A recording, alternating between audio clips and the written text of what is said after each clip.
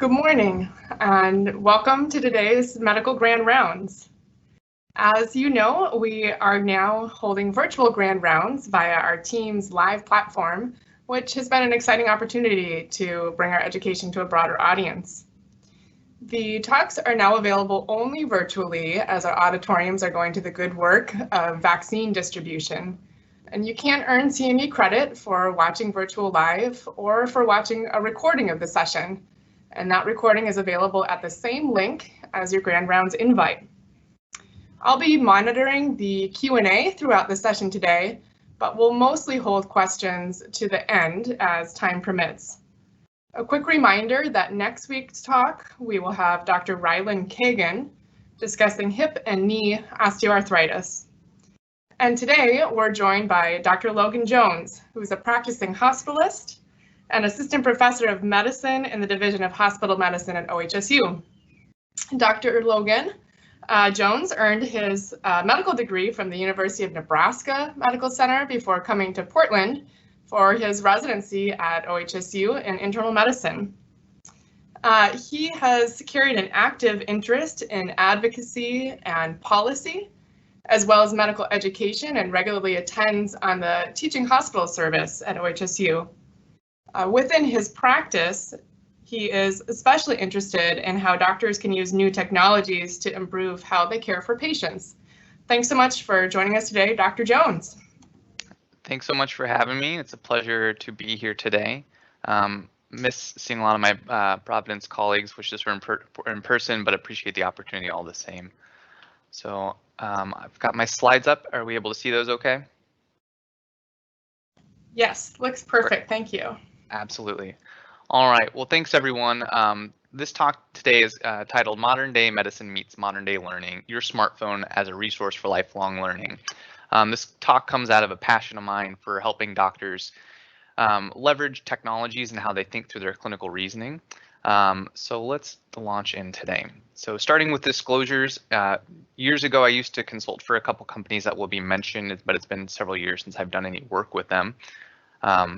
And today's objectives are to briefly review the educational state of electronic health information, discover various smartphone-based apps and resources to help with asynchronous learning and clinical practice, and give yourself an educational prescription on how you can use your smartphone to reinforce your learning on a daily basis. So, what are we talking about today?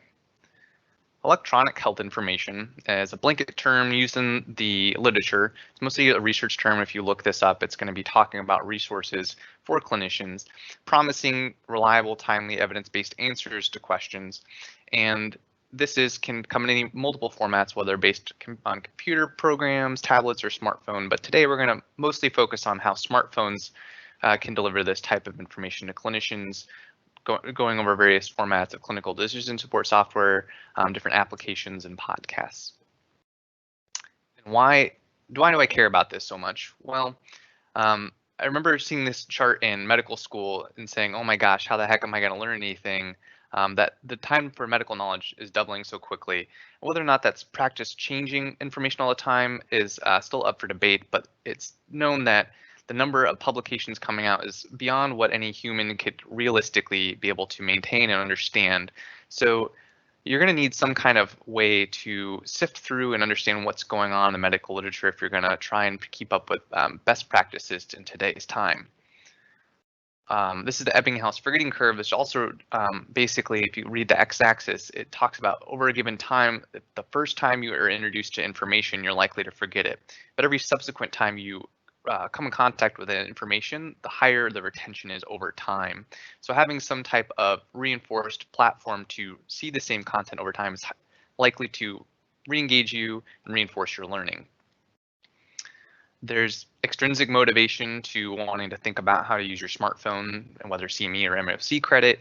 And for educators in particular, the ACGME expects us to have our learners understand how to ask questions through practice-based learning and improvement, meaning that they're able to investigate patient care practices, appraise and assimilate scientific evidence, and improve the practice of medicine, all in the clinical context. And it's hard to do this if you're going to primary literature and you need some type of tool to be able to do this efficiently. And for those of you that have worked with or precept our medical students, I want to say thank you, first of all. But if you have, you may have received a work-based placed assessment, which is a tool that OHSU does to help promote and graduate students. And one of the entrustable professional activities that students must have is be able to form clinical questions and retrieve evidence within a clinical context. So something that we think in the educational world is important for everyone to be able to do. So how do we go about using electronic health information? Well, I'll start off saying that there's probably a wrong way. This is a 2011 study published in an emergency medicine journal. And I'll cut to the conclusion. And the basic study design was they asked EM residents to answer questions and let them use any resource. In 2011, at least, those emergency medicine residents that try to use Google for their search tool to answer the question actually felt more confident about their answers, meaning that the number of unsure answers decreased, but the overall number of incorrect answers increased. So they felt more confident, but were wrong more often. So just using Google, probably not the best way to answer clinical questions. As the literature advances, in 2015, a Cochrane analysis tried to say, is there a best way? And at least in the state of literature in 2015 it was able to show that when providers and clinicians were provided with electronic health information training, that they used the information more often, which is great. But no one had yet demonstrated that frequent utilization of these guidelines actually changed behaviors, which is kind of what we're trying to show as educators. So as time progresses, we continue to try and work towards this. And as of 2020, certain tools in the right context may actually be able to show behavior changes and change clinical outcomes. This was a trial done in a primary care setting for a dermatologic diagnosis app that actually showed that with appropriate training, they were able to increase the diagnostic accuracy of dermatologic conditions when compared to a dermatology referral, and that did not increase the duration of the initial appointment. So using the right tool in the right setting could improve your diagnostic accuracy without impinging or slowing down your clinical workflow. So it's starting to show some promise. There's a lot of things you have to consider, but I would just say that in short, you have to start somewhere with this. As we learn new and advanced things, you have to start somewhere, and that's where I come in today with today's talk. So throughout the course of this talk, I'm going to give you a 5-part self-educational prescription. This is if you've heard this talk before, it has modified over time. I say number 1 and 2 are core essentials, and then 3, 4, and 5 are going to be extra credit if you feel comfortable with 1 and 2 already. This talk will use QR codes.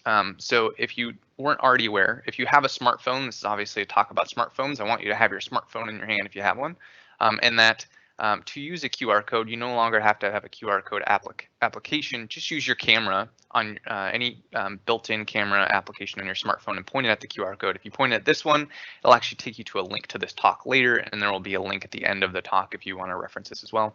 And it sounds like we have this recorded and posted for later as well. And as a plug, before I launch into any of this, please check with your library.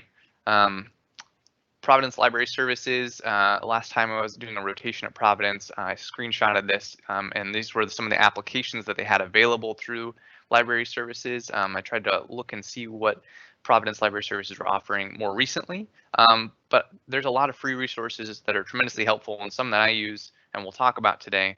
So always check with them. They're a fantastic group of people wanting to help clinicians ask questions better. So the first batch of applications we're going to talk about today are point of care clinical decision support software, or CDSS.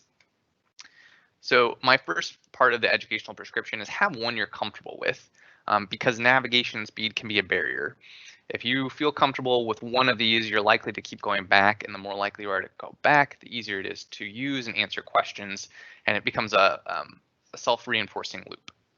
So what is a clinical decision support software package? Well, the one we're probably most familiar with is UpToDate. As you probably know, it's a comprehensive literature database, been around for decades. It's infiltrated the market. ABIM actually has it as part of its knowledge check-ins as open book.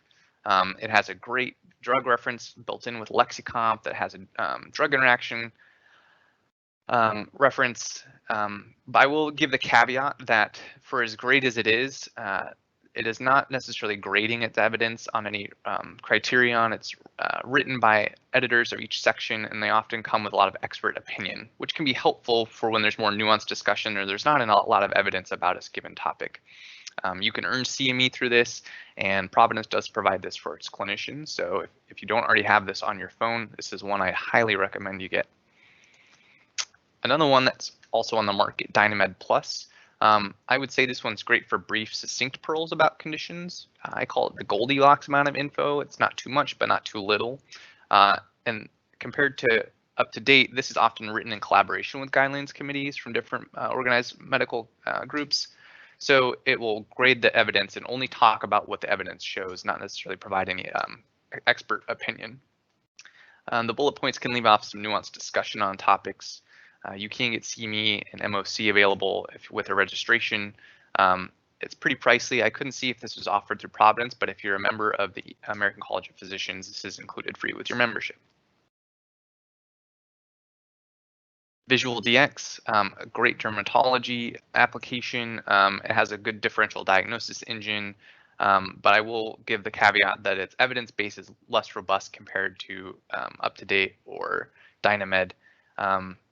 It does include CME for individual subscribers, and it is a little pricey at $3.99 a year for an individual physician subscriber, and I could not see that this was offered currently through Providence. But if you're somebody that's commonly struggling with dermatology and you're looking for a great reference, this is probably the gold standard on the electronic health information resources. Epocrates, there's two versions. There's a free version and a pay and subscription version. I would encourage everyone to just have the free application on their phone, as it has a great pill identifier. So when your patients come and say, I take the little orange pill with a number 5 on it, and you don't know what they're talking about, you can plug in what's on the pill and it'll actually tell you what pill they're talking about. The premium version is costly, but it has a pretty robust clinical engine. This is the application I use most when I was a medical student. Very user-friendly interface, kind of walks you through treatment highlights, new treatments on the market, what history and physical exams are correlated with the disease and how reliable they are, how to work it up, what a differential is. So it can be a pretty helpful clinical tool. Our pharmacists at OHSU in Nebraska, where I came from, were pretty leery about the pharmacopoeia information on this compared to lexicomp, but it is there, and the dosings are there on the free version as well. As far as I could tell, there's no CME associated with the use of this application. And as I said, it's a little costly at $3.99 a year for a physician subscriber. Next couple, I don't have any personal experience with, but I wanted to kind of offer what Providence Library Services were offering. Looks like StatRef and Clinical Key are a couple different applications that are free through the library. Generally speaking, it sounds like they're pretty well used. A lot of people liked them on PC platforms, and it sounds like there may be some struggles on a smartphone platform. But if you find that you're not necessarily in love with the other applications I've talked about so far, there's other options on the market that are available for you, and wanted to bring those to your attention. So we've talked about clinical decision support software as part one of a core competency for any clinician. You gotta have something on your phone to answer those questions that come up. What's second line treatment, antibiotic coverage for community-acquired pneumonia for somebody that has a beta-lactam allergy? What's after ACE, calcium channel blocker, or diuretic, what's your next blood pressure agent you should be reaching for? Those are the types of questions you can expect to answer with those and be up to date with the most recent evidence. For the next section, we'll talk about case-based learning. Case-based learning on a smartphone. I always tell people and learners I work with, and just to set a quota with some of these. We're going to talk about different ways to think about case-based learning on a smartphone, but setting a number of, I will do 3 questions a week, I will do 3 cases a week, I'll do 1 case a week, just whatever you're comfortable with. Once you find a platform that you're comfortable with, setting something to kind of reinforce and get those reps. The Eric Anderson quote of 10,000 hours of purposeful practice. The 10,000 hours doesn't mean anything. It's about purposeful practice. So reinforcing and trying doing something on a daily basis to become that master and expert in your field. So the one I prefer and the one I strongly recommend to folks is the Human Diagnosis Project. It's focused on building your clinical reasoning, building your illness scripts. They're close to providing CME with this application the last time I checked. And to show you what this looks like, I think it's best to show on your smartphone. Basically, you register with just your phone. They want your cell phone number, and then you say, I'd like to solve this case. They'll give you the case at the top, a 66-year-old man with encephalopathy, and give you a little bit of clinical history. And then they say, what's your differential? And they ask you to type in your differential diagnosis from most likely to least likely. And then they give you a little bit of more information. And this continues through an iterative process where you re-rank your differential diagnosis. You strike things off as you're given more information, and you continue through the case until they come up with what was the intended diagnosis.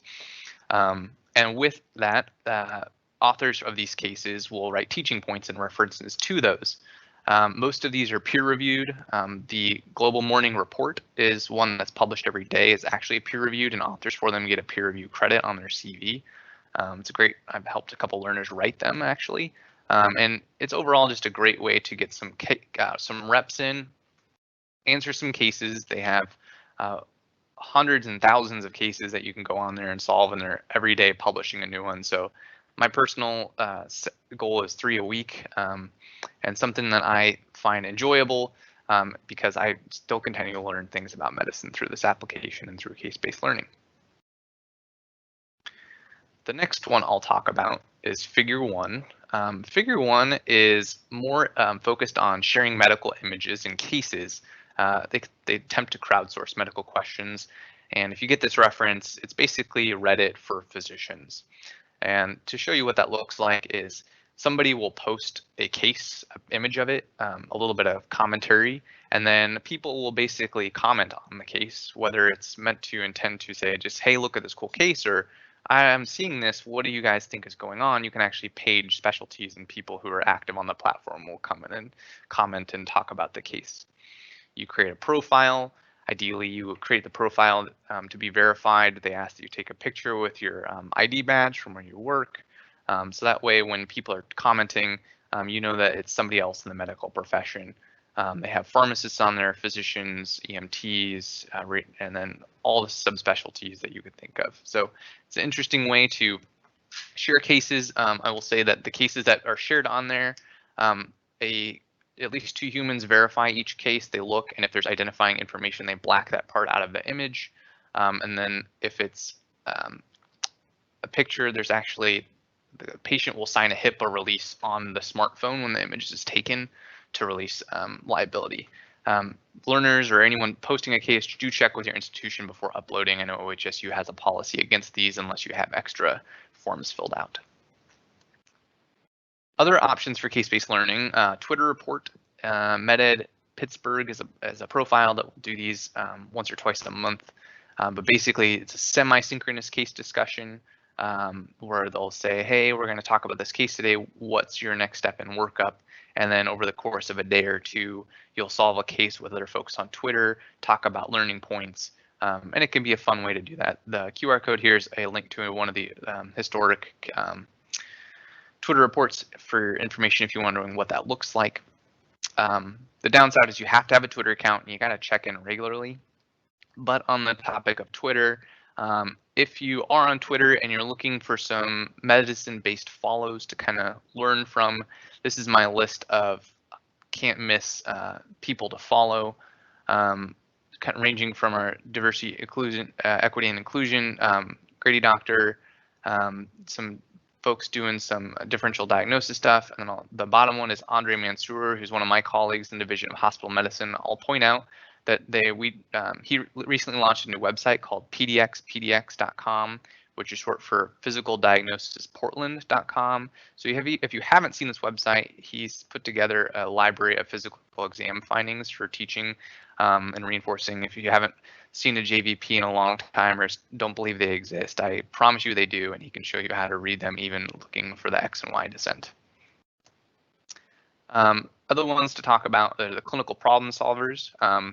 This is every during the COVID pandemic, there was a lapse in collegiality and people being able to do morning reports couldn't get together in person. So they set up an international community to do this. They have built over 200 morning report recordings. You can watch them on your phone.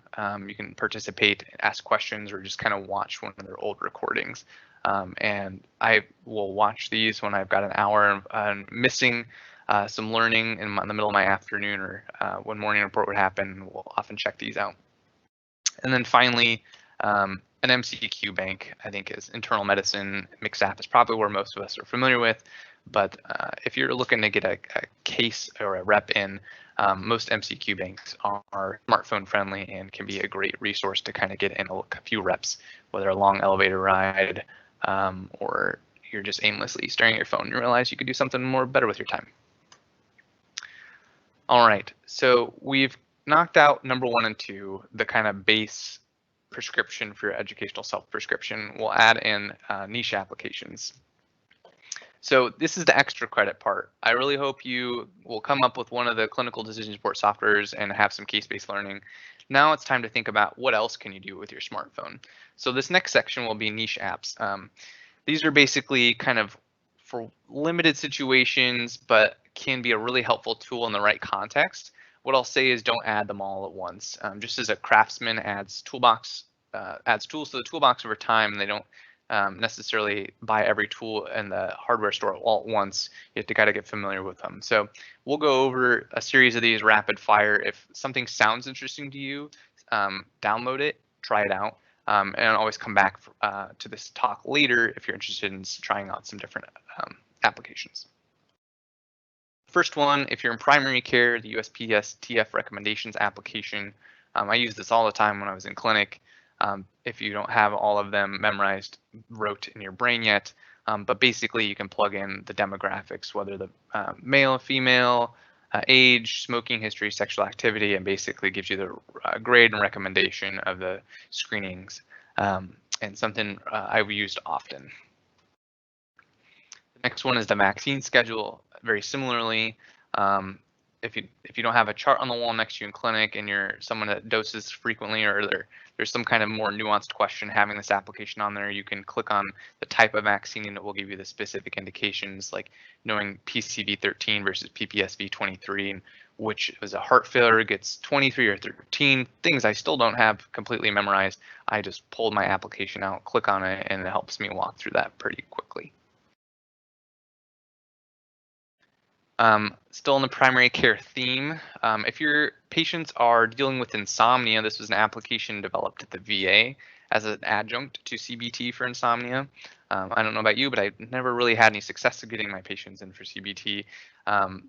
But I would point them towards this app. So this is when I kept my phone to show patients, to say this is kind of what, if you were going through CBT, this is kind of the toolkit that they would walk you through to track, learn more about sleep hygiene and things like that. So something I kept on my phone, not for me to use per se, but to share with patients when they were asking, I know, doc, I've got insomnia, what do I do? The ADA, standards of care. This is where the American Diabetes uploads their different guidelines, pathways, and treatment algorithms for diagnosis, management of diabetes. It's a pretty useful one. They give you gradations of recommendations and how strong it is. It's got some of the pathways, and one I would often pull out in clinic to remind myself, do I use a GLP-1 or an SGLT2 in the setting of ASCVD or heart failure? And one I would encourage you to think about if you're somebody that manages diabetes longitudinally. The cardiology guideline app by the ACC, in terms of guidelines for different organizations, I think this one's probably one of the most helpful and useful. It's very user-friendly. It's a push button, kind of walks you through algorithms to tell you where to go next for management and diagnosis of things. This is one I use still often for more nuanced discussions when it's somewhere it's a little beyond the bounds of my knowledge, and think it's a really user-friendly interface. Microbiology and antibiotics. I'll point you to the right side of your screen, Stanford Guide. I know it's free for Providence, which is great. I missed that. If you OHSU, we're mostly using the Johns Hopkins antibiotics guide. They're both very similar, but for having a free resource guide like Sanford on your phone, can't beat it. Basically, log in for the first time on a PC on campus, link it with your email account, and then you can have it for free for a year on your phone and just have to access it on Providence campus to keep it active. This is one I really enjoy. This is Vital Talk Tips. It's for palliative care and hospice. Basically, it gives you scripts or little language bits on how to navigate difficult conversations. Really helpful. And they have a section that they specifically brought up around COVID and talking about end of life discussions for elderly folks or people at high risk for mortality on COVID, and how do you handle code discussions. So if you find yourself that you're fumbling or struggling with your kind of palliative discussions, I really like this application. I borrow phrases from it all the time just to kind of add in that can really help frame and move the conversation along when you're lacking and struggling for words. Diagnose, spelled that way. Basically, this is for those who are enthusiasts for evidence-based physical exam. It tells you the likelihood ratios for certain history and exam findings, mostly based off of the JAMA Rational Clinical Exam series, and gives you an ability to kind of pick your diagnosis and then give you a Bayesian probability that you're looking at the diagnosis. And if you're interested in kind of thinking about, well, how helpful is wheezing for COPD exacerbation? Well, the likelihood ratio is 3.8 for a positive exam finding. So fun to kind of work that way. The next level of that is DocLogica. This one is subscription. It's $10 a year, but the amount of physical exam findings is much more robust, and they also have a differential diagnosis maker on there that you can plug in physical exam and historical markers, and will come up with a differential diagnosis if you're kind of struggling and up against a wall. The clinical problem solvers, I mentioned their recorded videos for morning grand rounds. They have a website and they also do podcasts. Their application is if you're not familiar with them, kind of one of their claim to fame is coming up with frameworks on approaches to problems. And by buying their application, you're basically supporting their mission, but then you also get to have these frameworks saved to your phone and downloaded for easy reference. You can access the same frameworks on their website for free, but it gets a little clunky. So if you've got the $15 to spare, it's a good mission. And I often will reference these for new onset systolic heart failure, approaches to hemolytic anemia are ones that I use all the time. They've got some great frameworks for anyone still kind of new in training or looking for a fresh way to kind of reinvigorate your diagnostic approaches. It's a great download.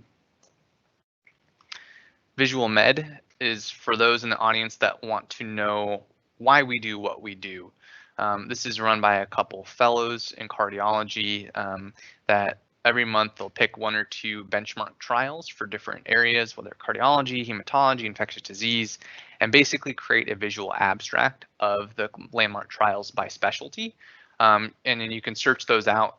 This is a fun way to kind of stay current and understand why we're doing what we're doing without having to read the entire journal article. I think it's a very easy way to kind of understand what the trials we're trying to accomplish and really get down to the nuts and bolts of how useful were the interventions. Read My QX. This is for folks that like the idea of subscribing to journals. If you're still getting journals in the mail, but you're feeling guilty about all the shipping and postage and having trees cut down for paper, by creating an account through Read by QX and linking it to the Providence Library site, you can basically subscribe to specific sections of journal articles and then view the PDFs on your phone. It'll link your access through there. I follow things like the New England Journal clinical reasoning sections and different medical education journals. So check it out once or twice a month to see what new things are being published.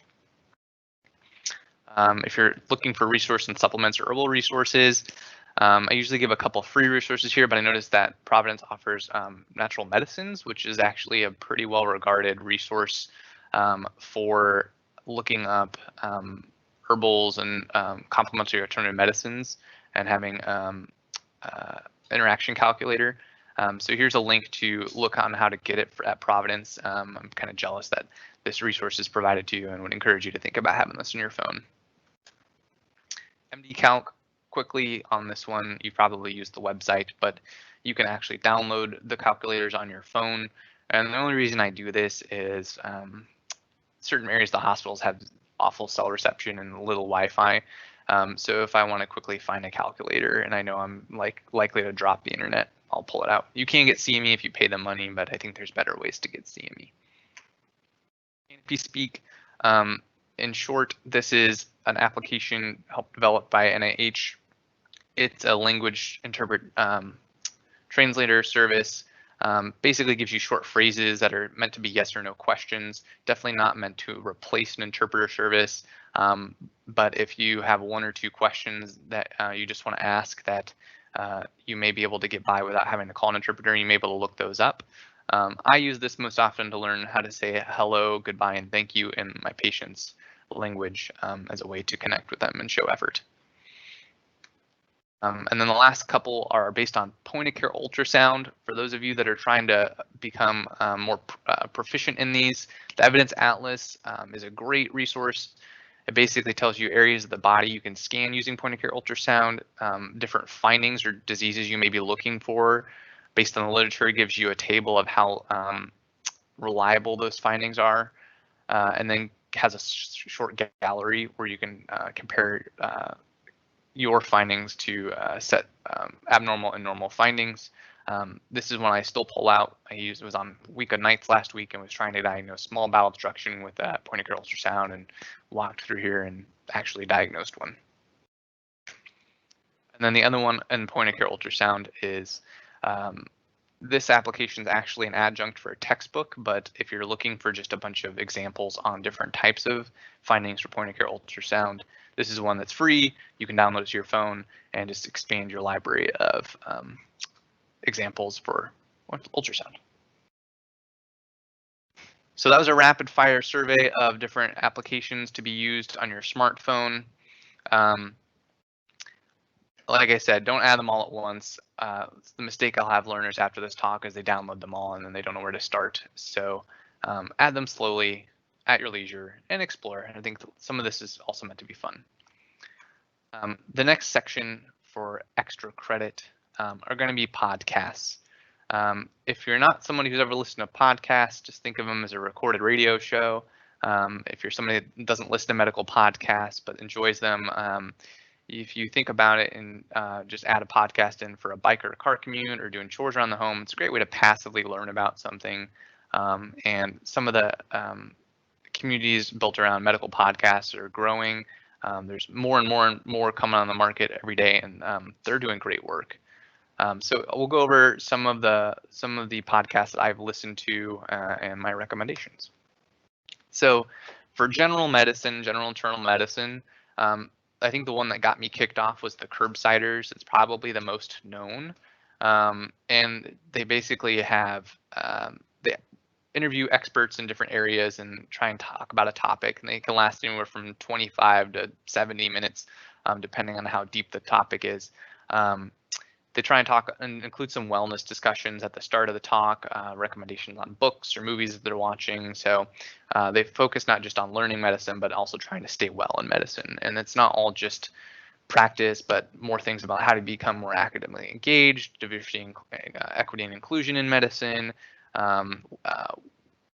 supporting women in medicine, a lot of different other aspects of the practice of medicine that aren't necessarily just related to clinical practice. So it's a great podcast. If you're a member at ACP, all of the podcasts on this slide will offer some CME or MOC credit. If you follow the link there, it's how to access that. The next one is Core IM. This is a group mostly out of NYU. A lot of them have now graduated and are moved around, but it's shorter than the Curbsiders podcast, whether it's pearls about a specific topic. There's some clinical reasoning, like case discussant type episodes, and so it's a little bit of shorter format for folks to learn great content. Really like that one. Bedside Rounds is from an OHSU IM graduate, Adam Rodman. now out in Boston.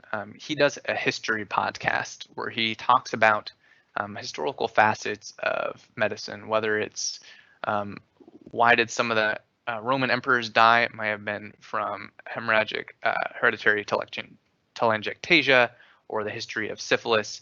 So if you're looking to learn about medicine, but from a different nuanced historical aspect, I really enjoy that one. If you can't tell, I'm a giant nerd. Next one is Annals on Call. It's Bob Centaur of the Centaur Score. Him and other discussants will talk about the most high yield articles being published in the Annals of Internal Medicine, usually 10 to 20 minutes long, and a great way to kind of stay up on the literature being published in that journal.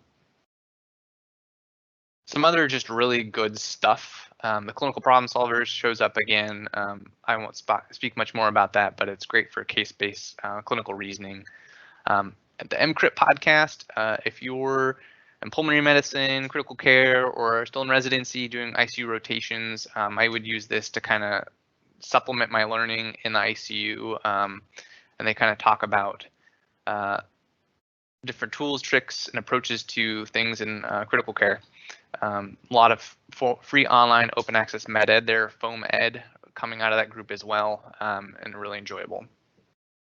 Next one is Plenary Session. This is by Vinay Prasad, used to be at OHSU, now down at UCSF. It's an intersection of policy and oncology, hematology, and discussing evidence-based medicine and medical reversal. The PUSCast, if you're in infectious disease, Mark Crislip, local ID doc, reviews the infectious disease literature, and it's kind of dry humor. I really enjoy that one. This podcast will kill you. This is more of an anthropologic approach to understanding the history of different infectious diseases that have spread through humanity and how it's impacted our ability to relate to each other. A little too on the nose right now for a pandemic, but if you're interested in learning about why smallpox was as big of a deal as it was, that's a great way to kind of review that. Explore the Space, kind of getting into more of a medical humanities. This is Mark Shapiro. His podcast kind of invites people to talk about how medicine kind of interplays with the larger global community, and interesting things on there. He'll have timely interviews with folks.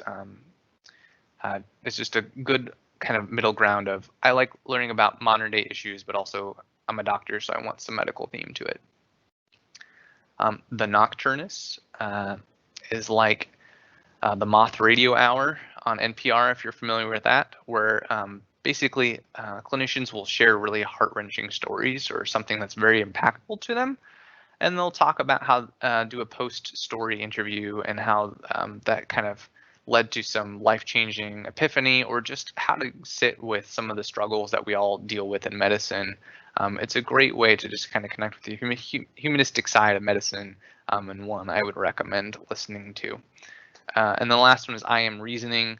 A couple Kiwis, Art Nahil and Nick Sheckett, talk about different, they try and bridge cognitive psychology and some of the thinking fast and slow and some of the behavioral economics, and how that interplays with how doctors think and reason through cases.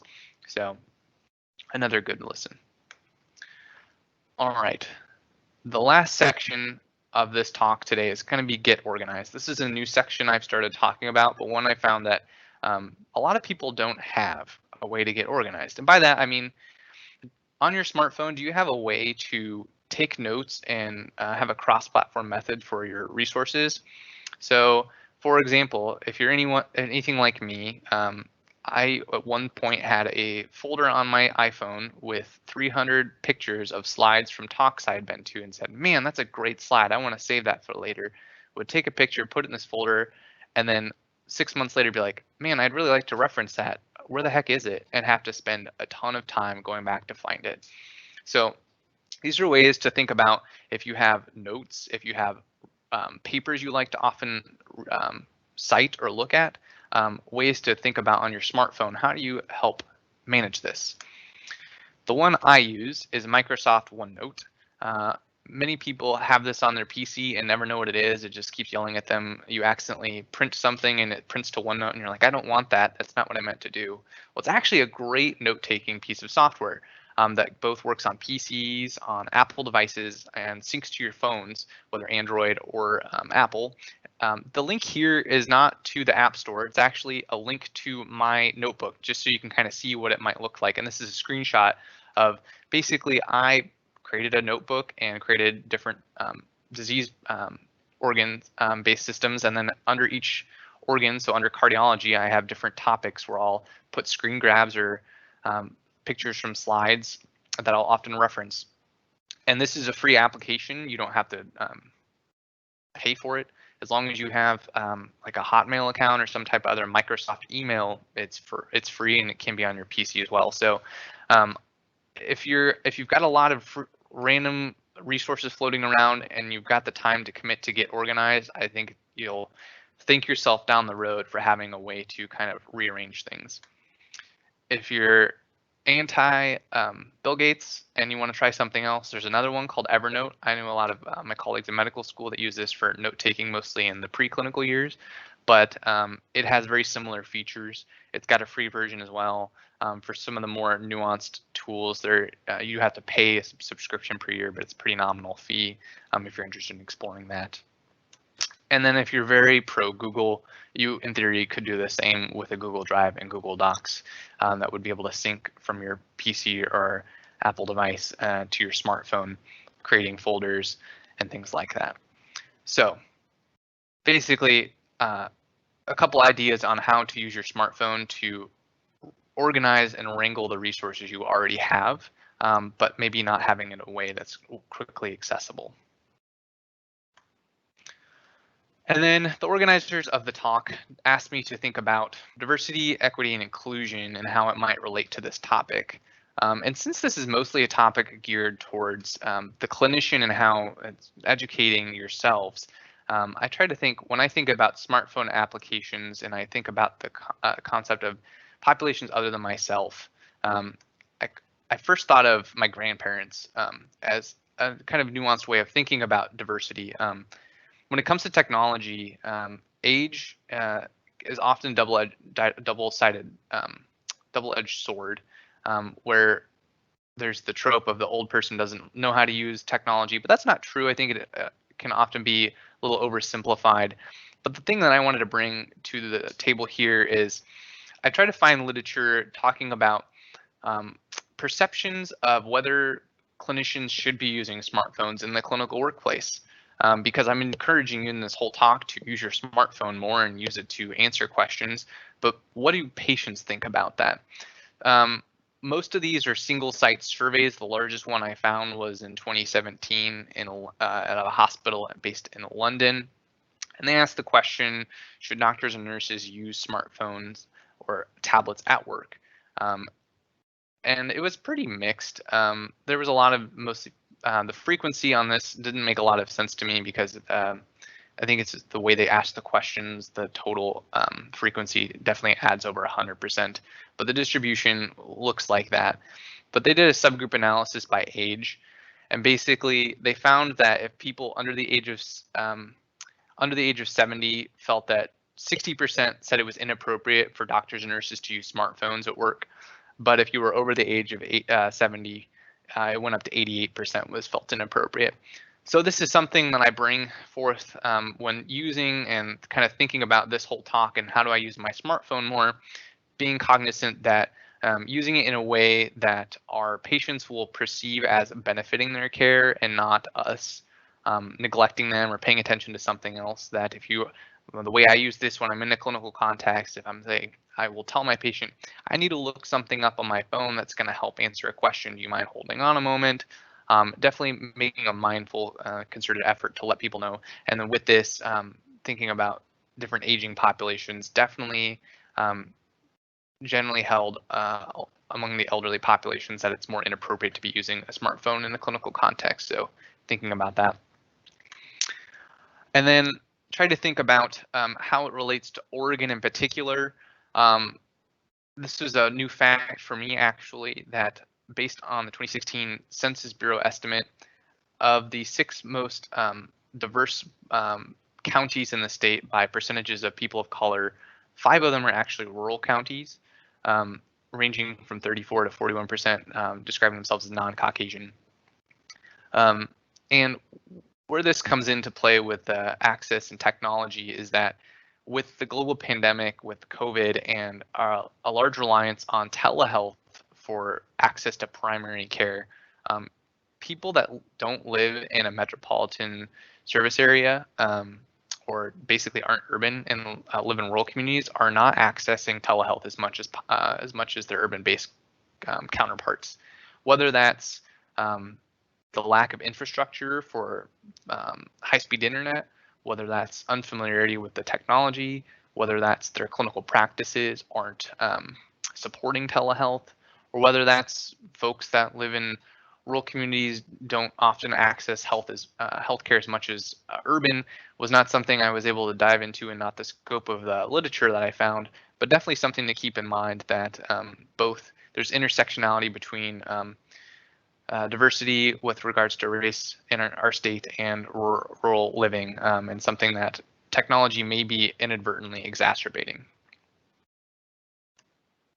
So I leave you with the thought that technology is a tool. It's not a cure-all, it's not a panacea for making our lives easier, and it requires smart, passionate people to be leveraged well. So you have to be mindful of how you're using these tools in the right setting to try and address the right questions and trying to answer the right questions. So with that, I will go over the self-educational prescription one more time, leave this QR code up for a moment that you can come back to this talk on a Google presentation.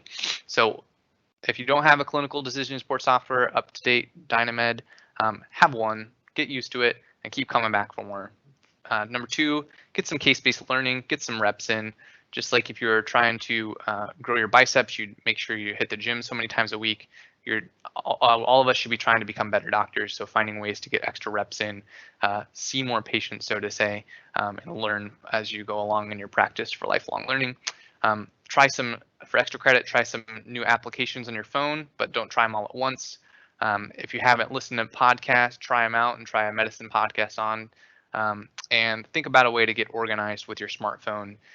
If you were like me previously, had no way of referencing your notes previously, if you spend the time and get organized, you'll find that all of those slides you once saved are actually helpful if you know how to get a hold of them. And with that, we'll end the talk. And I'm trying to come back. Thank you so much, Dr. Jones, for just a tremendous wealth of information and resources there. I think you have many of us thinking. I'm going to read a late comment from one of our viewers and give you a chance to respond to that, I think, which you did somewhat towards your concluding statements. And I'll just go ahead and read this. Reliance of technology is a remarkable advancement in healthcare diagnosis and treatment. But what has happened to the basic behavior by clinicians of touching patients rather than them sitting in front of the computer screens? And what happens when a cell phone doesn't operate well or loss of power makes tech reliance unavailable? Do clinicians simply not practice medicine? And it goes on to say, yet it is clear that references remain important to educate and guide decision making, whether it be from a book or a smartphone. And maybe just your reflections, Dr. Jones, on the sentiment from this comment. Yeah, I think this is kind of the struggle of kind of moving through all of this, and just as a society as a whole, not just specifically contained in medicine, society as a whole is really struggling with how do we adapt as a community to these new digital lives that we're leading. For medicine, I believe that there should be a fundamental base of knowledge that whatever specialty you're in, you have a base set of knowledge that you know cold, that you can't ask every question at the time that's being asked of you, that you have to learn. And that was part of what the Ebbinghaus forgetting curve is supposed to be. As you learn, you get re-exposed to it, and eventually you do remember it over time. And that I do think that so just thinking about the knowledge that these are meant to be reinforced until the point that it is kind of ingrained, occasionally checking in to make sure there's not something new. with the sentiment of being detached from patients, this is something I often have to talk about with my learners when I'm rounding, is focusing on the patient. I think system design, human system design in our healthcare system is often not even second thought, third, fourth, or never thought about. Where the computers in the room are set up, it's often away from the patient, looking away. So I definitely agree with the sentiment of adding another screen between you and the patient is something that's not desired. I would argue usually using these outside of the clinical context and asking questions afterwards, but sometimes it does makes the most sense when you're in there, especially in a clinic appointment, outpatient medicine, where leaving the room just to answer a question is not going to be a great use of your time. So sometimes you need to use this.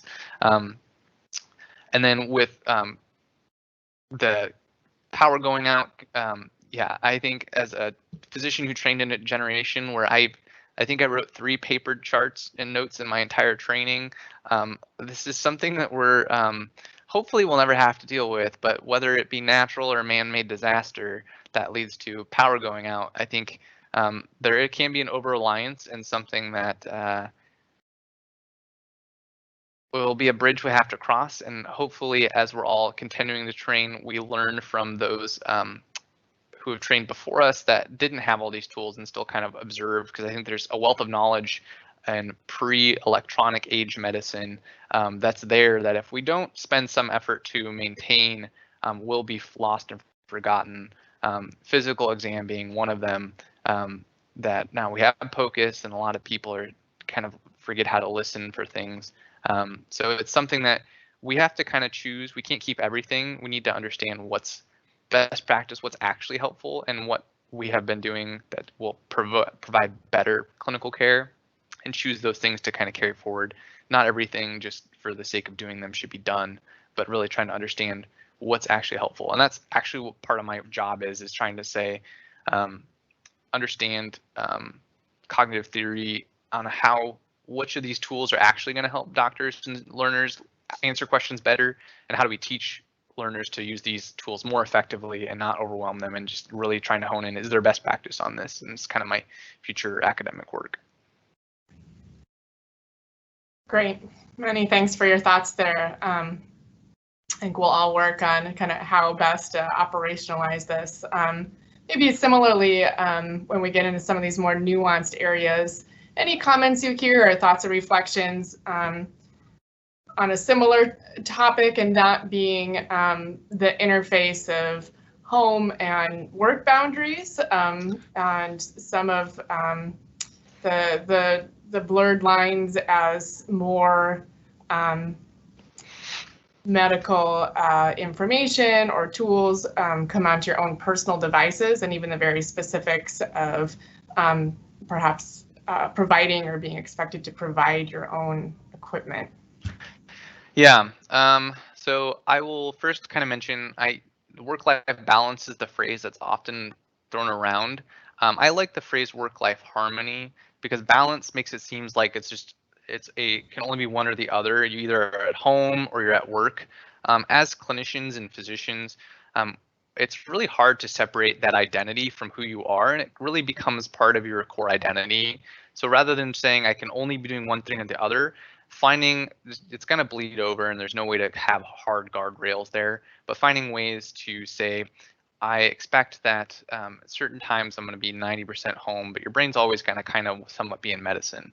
So to your point about smartphone devices, and how does it come into play if you've got your Epic on your phone answering clinical things, you're getting buzzed at home. So it takes some effort, because most people don't know how to do this, but you can actually set like notification boundaries and what time that you get notifications on certain applications. I think some of the easiest way to do this is on your smartphone. Anything that's medical, hide it on further screens on your homepage. So you have to go further to swipe to get to them. That way you're less likely to get those little red notifications yelling at you and kind of stealing your attention.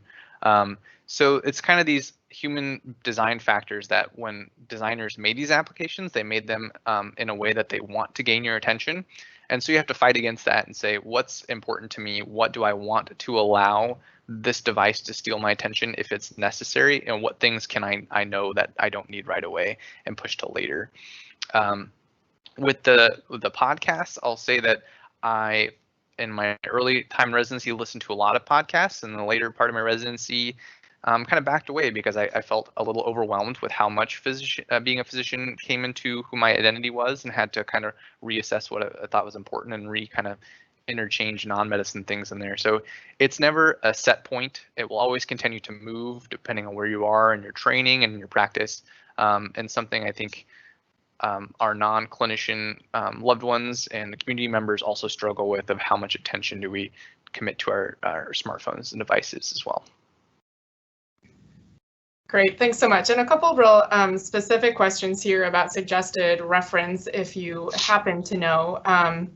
One wonders about a reference that you'd recommend specifically for derm conditions. I do know that came up briefly early in your talk. And then secondly, a source for patient information. And I assume this would mean sort of patient-facing, patient education materials. Any thoughts on either of those topics? Yeah, the derm conditions, Visual DX is the application I often point to because it is kind of the gold standard.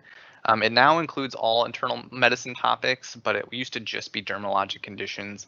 I don't think Providence offers it, unfortunately, but that would be the one I'd point you to.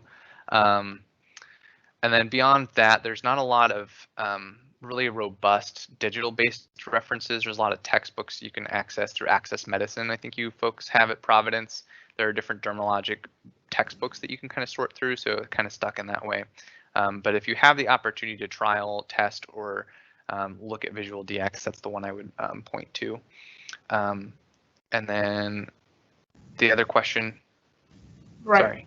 Yeah, it was about like patient education. Yeah. Patient education, most health systems are, I know through Epic, paying for handouts to be part of their suite of resources, and it's built into your Epic workflows to plug into an AVS. If you're looking for other things to point to, UpToDate has patient level information for different conditions. So if you're looking at a condition and you look on the under the glossary or other index for the article, you scroll to the bottom. If there's a relevant patient level information, that'll kind of give you a link to that. You can print those out, and all the patient level information resources on UpToDate are, I believe, external facing that patients can reference later without necessarily needing a subscription. And they have kind of basics, but then advanced patient levels as well for those who have a higher health literacy or have been dealing with the condition and isn't their first time learning about it. And I saw a question about OneDrive, similar to OneNote. OneDrive on Microsoft is just their cloud storage. OneNote saves the notebooks to OneDrive. It's kind of just kind of nomenclature, and it's unfortunate that they both start with the word one, because I will often misspeak and say that. But OneNote's the actual note-taking software, and then you basically use your OneDrive through your Microsoft account, your Hotmail account, to save those notes onto that. Great, thanks for helping us with that logistics. I'll acknowledge we're at 8:58. We do have one last question that popped up, not a small one. So we'll go ahead and take that and then recognize we'll wrap up in the next couple of minutes. And that is medical practice in danger of being replaced by AI? Oh, Simon, what a hot topic. I would say, is the practice of clinical medicine in danger? No, I don't think it is. Things that are, I think radiology may be in some areas in danger because it's something that a machine algorithm can learn pretty well. But the clinical bedside practice of medicine requires, probably the biggest barrier is being able to extract data in a way that's helpful. They have done studies trying to just have patients answer 100-question questionnaires when they come in the emergency department and plug it in to see how reliable it was, and it just doesn't pan out.